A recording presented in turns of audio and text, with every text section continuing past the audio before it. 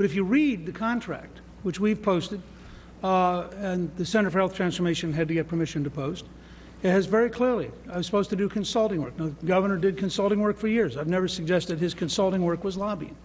So let me start right there. There's no place in the contract that provides for lobbying.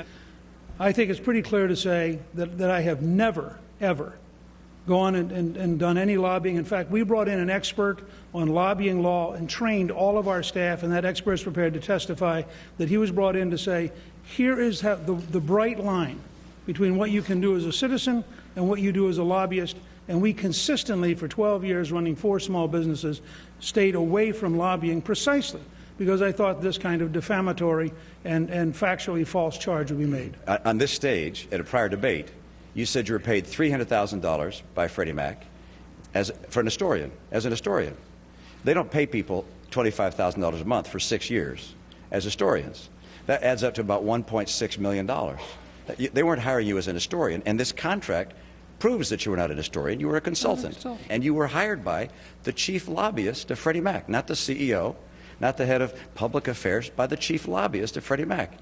You also spoke publicly in favor of these GSEs, these government-sponsored entities, at a very time when Freddie Mac was getting America in a position where we'd have a massive housing collapse. You could have spoken out aggressively. You could have spoken out a way to say, these guys are wrong, this needs to end. But instead you were being paid by them. We had a company. The company had 3 offices. The company was being paid. My share annually was about $35,000 a year. And the fact is I offered strategic advice, largely based on my knowledge of history, including the history of Washington. You have congressmen who say that you came and lobbied them with regards to Medicare Part D. At the same time, your senator was taking in contributions. You just jumped a long way over here, friend. Well, another area of influence peddling. No, not,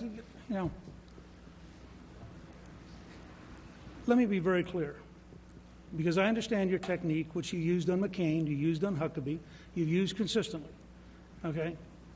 It's unfortunate, and it's not going to work very well because the American people see through it. If your entities are getting paid by health companies that could benefit from a piece of legislation, and you then meet with Republican congressmen and encourage them to support that legislation, you can call it whatever you'd like. I call it influence peddling.